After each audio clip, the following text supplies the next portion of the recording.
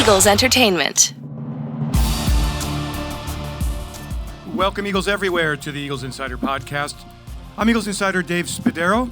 This podcast presented by Lincoln Financial Group, and I'm at the NovaCare Complex, and we are, as I record this, less than 76 hours away from the Eagles, like the rest of the NFL, reducing the roster to 53 players. It's really remarkable to think about how this whole operation has worked with the COVID-19 pandemic, with no on-field training throughout the spring, no preseason games, and yet the Eagles feel like they've got a good grip on who's going to make this team and who's not. We'll talk to two players who, well, I guess they feel like they're on the bubble, but it maybe isn't reality. Rookie wide receiver John Hightower, who's made a play pretty much every day in camp. Does he make the roster, the 53-man roster? We'll talk about that and the pressure that he's been under coming into a new environment in the NFL.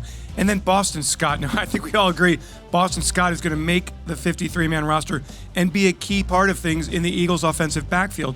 But that's not the mindset that he's accustomed to having. We'll learn more from Boston in just a bit.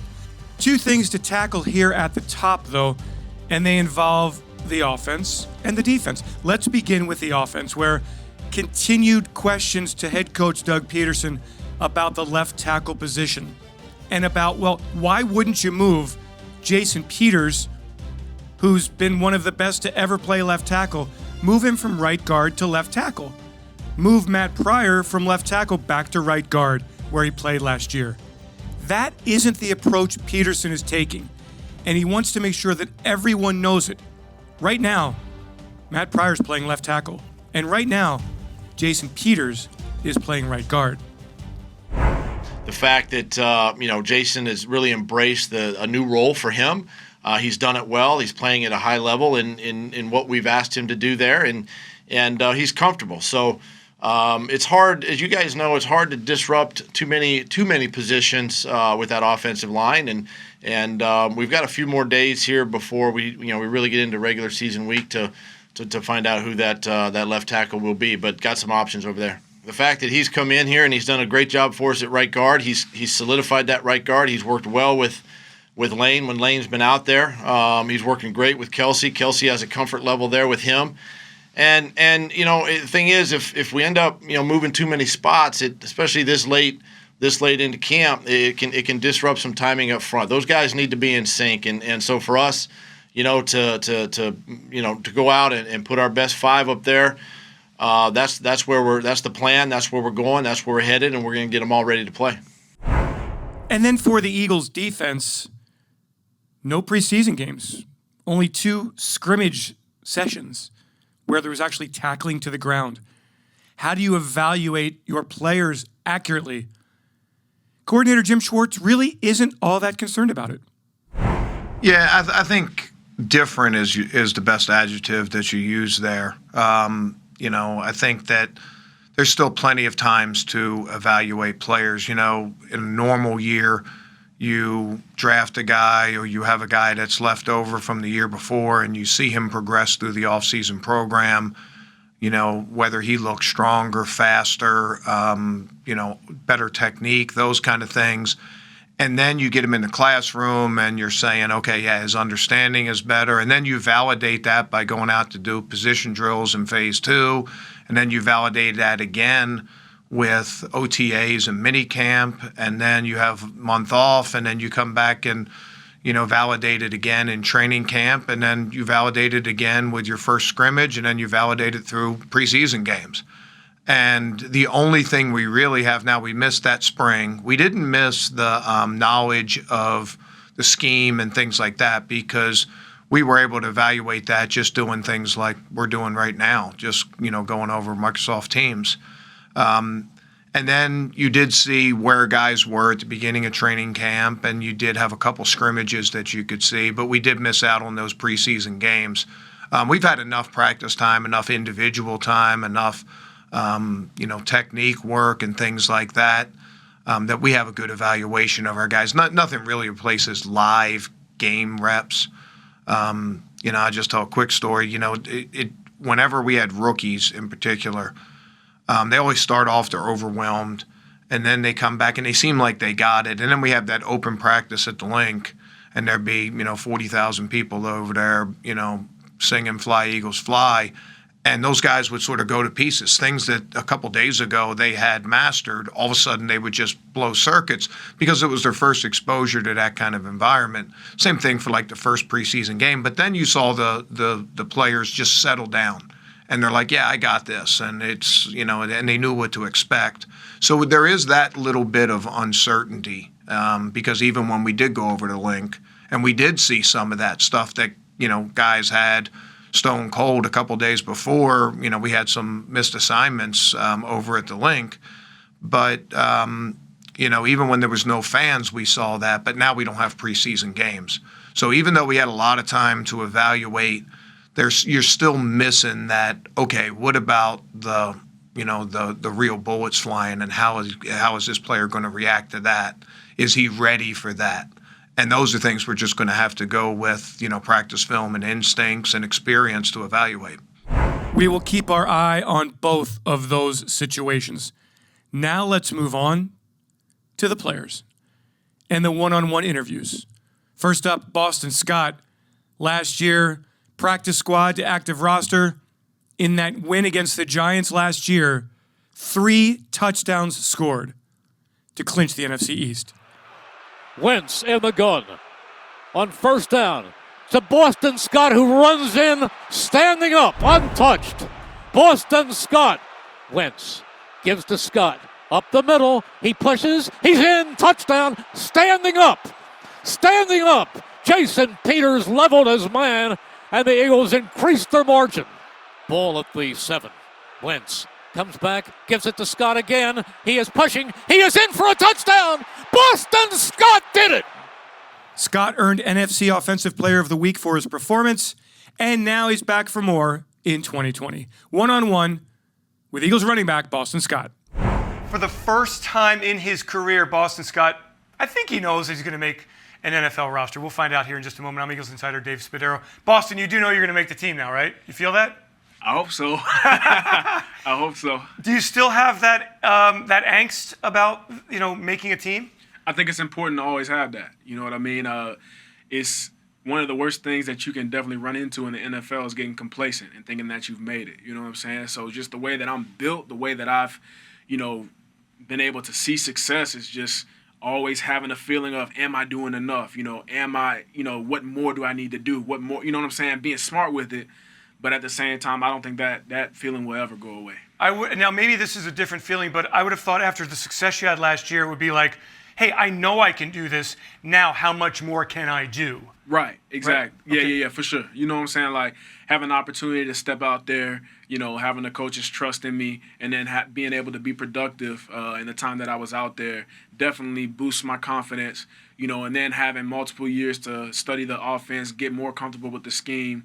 I'm excited, man. I'm excited about it, but like I said, I don't want to go too high. I don't want to go too low. Just want to continue to build up until opening day. Why are you a better football player now than you were last December?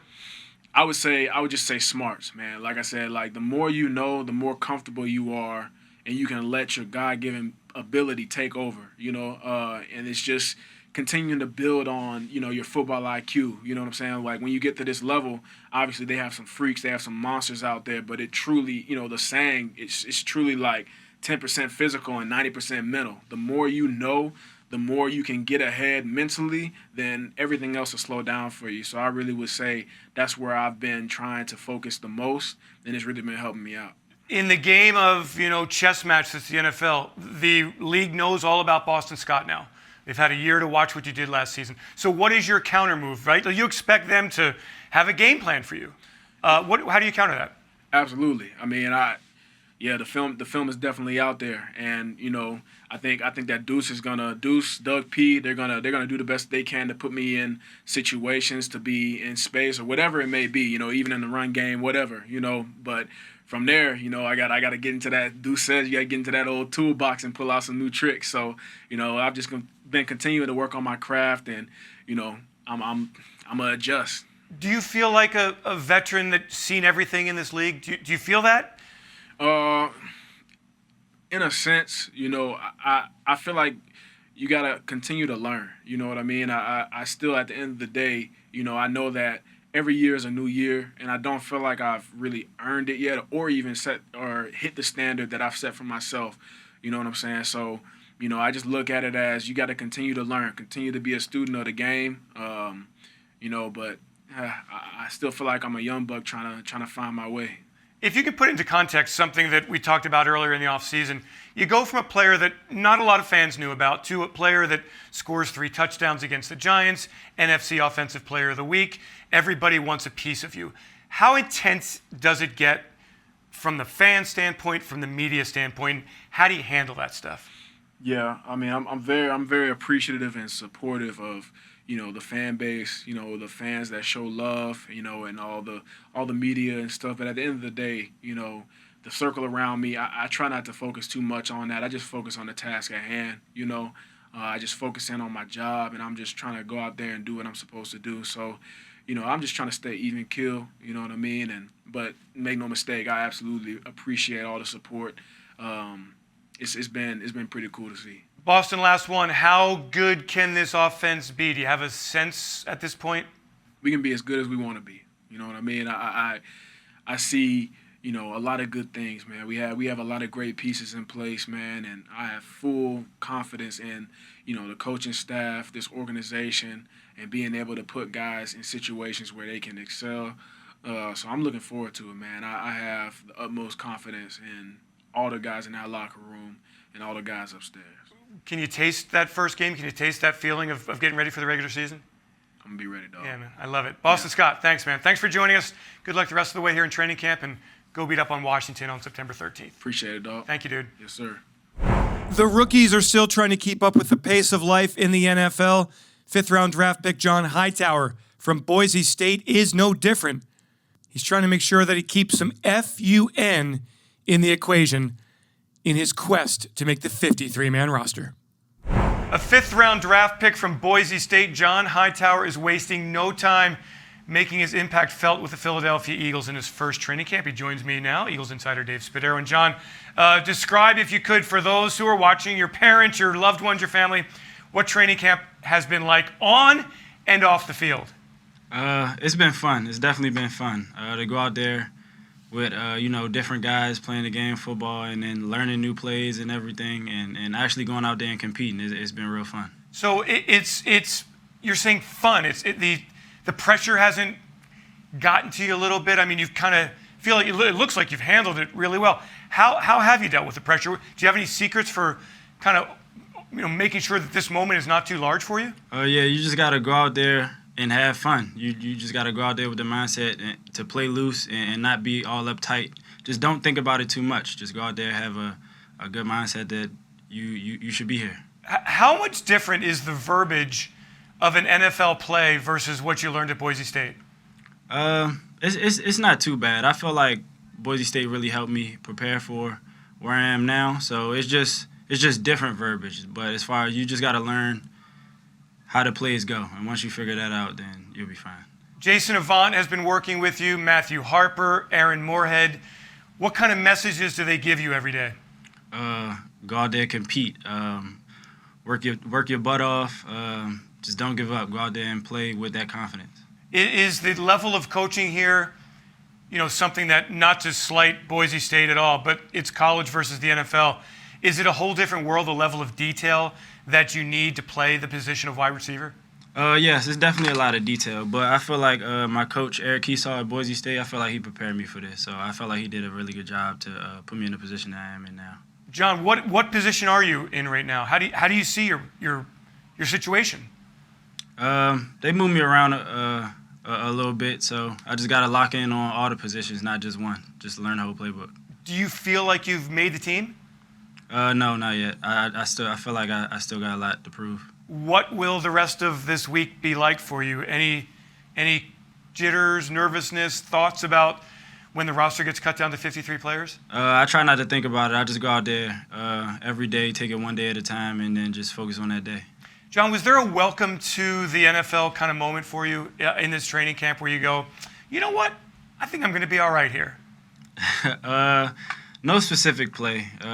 Just going out there every day and figuring out how the game speed is, and just going through practices just allow me to think to myself that I should be here. Let's talk about a normal day of NFL training camp versus what you would have experienced in college. So what time do you get to the complex? Can you kind of take us through the day until you lay your head on the pillow at night?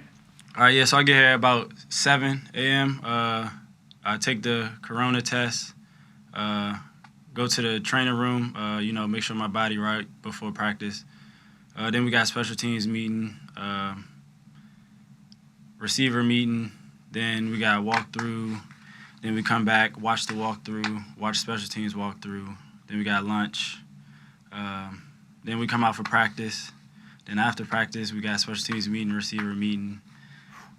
Then by that time, it's like 8:30, so we're done by then. And then you're heading back to the hotel. Now, are you chilling out at the hotel? Are you calling your parents? Are you playing video games? Like, what do you do to kind of release your mind? I get back to the hotel. I probably lay in the bed for about 10 minutes and then just relax. And then start studying the playbook, making sure I know what I got for the next day. And then by that time, it's about 10 o'clock, so I'll probably be going to sleep. That's amazing. I mean, when they say that football is a business, like, it ain't no lie, right? Like, you have to be there. Not only when you're at the building, you've got to put all of your work into this project, don't you? Yeah, you really do.